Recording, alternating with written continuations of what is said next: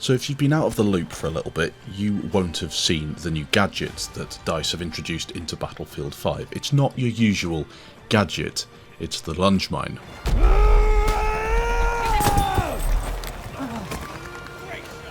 We were expecting to get this back in Chapter 5, but for some very interesting reasons that we'll get into in a second, it didn't actually make it to the game until now, the start of Chapter 6, and it's very easily unlocked. All you need to do is start playing the game with the chapter rank reward being, I think, level 5, and that is the Lunge Mine. You don't really have to worry about unlocking it with Boins, although you can shortcut it if you want. It took me about 30 minutes to an hour of playtime and I had it unlocked, and that is when the fun began. This thing is, well, a nightmare to play against, I suppose, but very, very fun to use, and I don't think it's overpowered or anything like that. It's just something completely different. And finally, I've got a reason to play Battlefield 5 again, albeit it sounds a bit stupid, a Lunge Mine, but it's just a fun way of experiencing something different on Battlefield.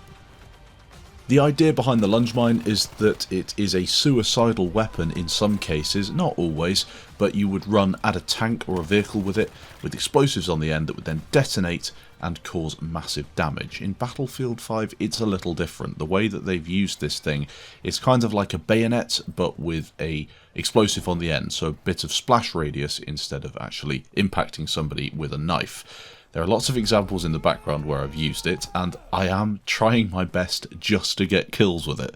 I wouldn't suggest this is the best way to actually use the thing. Now, in terms of the issues with this Lunge Mine, and as I said just earlier, it did get held back a little bit. The Lunge Mine itself is supposed to deal consistent damage to both vehicles, both heavy armour in terms of tanks and light vehicles, and then of course infantry, with some slight splash damage that might result in a multi-kill if there are lots of people around you, or maybe an explosive that you happen to detonate. Sometimes there are some inconsistencies with this though, and Danny on PC was the first to find this out. Often it will only deal 5 damage instead of the 50 or 40 that it was supposed to deal to tanks, which is very, very frustrating.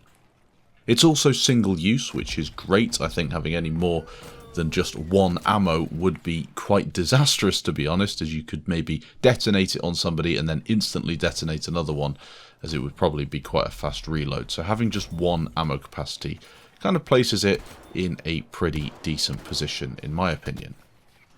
Now, a rough guide to how much damage it does, and as I said, this is a rough guide until somebody tests this really clearly, and of course I think DICE will patch this in 6.2, considering it doesn't have the kind of exact figures that they wanted.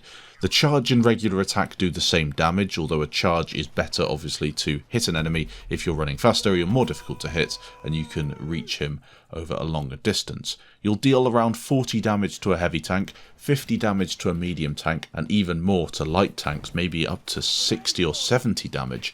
You'll one-hit kill light transports, and the most important thing, you can use it from the passenger seat. You can be sitting there in the side of a boat, one of those little wooden boats you get on the Pacific maps, maybe in the side of a jeep, and you can lean out and jab somebody with it and actually explode and get a load of kills, potentially. I haven't managed to make this work yet because of course it takes commitment and skill, two things that I really lack in Battlefield 5, but I have got an event that's taking place later today and I'm really hoping that I can maybe get some cool footage to show you what is actually possible with the Lunge Mine if you're lucky enough. Is the thing balanced? Well, this is a question. I've seen a lot of people complaining that the Lunge Mine 1 hits people, and I've seen a lot of people complaining, or not complaining, but countering that argument, saying it's just fun. Now I'm thinking it's quite similar to the bayonet, and the bayonet is a one-shot kill. You run, you accelerate, you stab somebody, and then you're stuck there with a slight acceleration slowdown. You can't instantly reuse it and you're in a bad position. That is the trade-off of the bayonet. A lot of good players do not use the bayonet because it doesn't offer that kind of advantage that you'd hope for. It's fun though, and that's the trade-off. So if you want something that's fun, maybe it's not going to be that good. With this Lunge Mine, it's a similar situation, although you have the splash damage in addition to that impact kill. This means that you can kill more than one person if they're standing next to each other, and that can be very frustrating on maps where you're all bunched up together. There are quite a few in Battlefield. You also, though, get thrown back, so you can easily be killed when you're on the ground. You're at complete disadvantage there. It doesn't always one-hit kill people. You have to be, I say, accurate with it. You have to actually hit them with it, and it doesn't lock on like a bayonet might. And at the same time, you also scream really, really loudly when you charge with it, and you're very easy to kill. An example in the background of someone running at me, and I just gunned him down.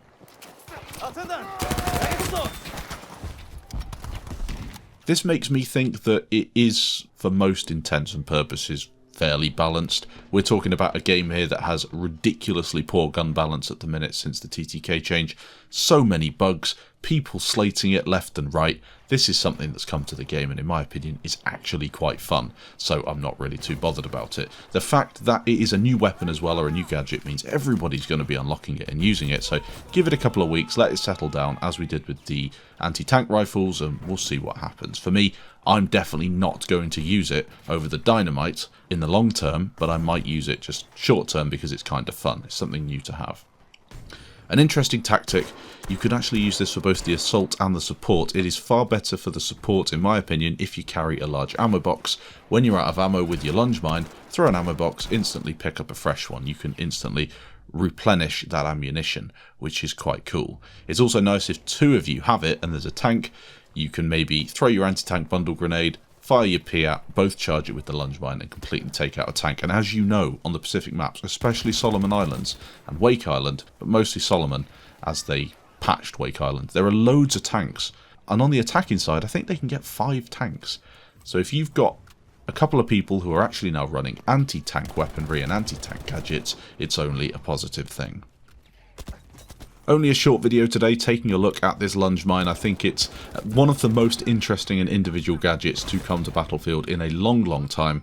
It's probably going to be added to a list of things that people don't enjoy, but one of the most popular and, to be honest, still one of the most popular Battlefield games, Battlefield 4, had absolutely tons of annoying gadgets. Just loads of them. UCAVs, SWAVs, MAVs, EOD bots. I mean, I'm only naming a couple, but you had tons of the things, and I thought for the most part they were all right. Some were obviously broken, like the UCAV, and had to be patched, but for the most part they were okay.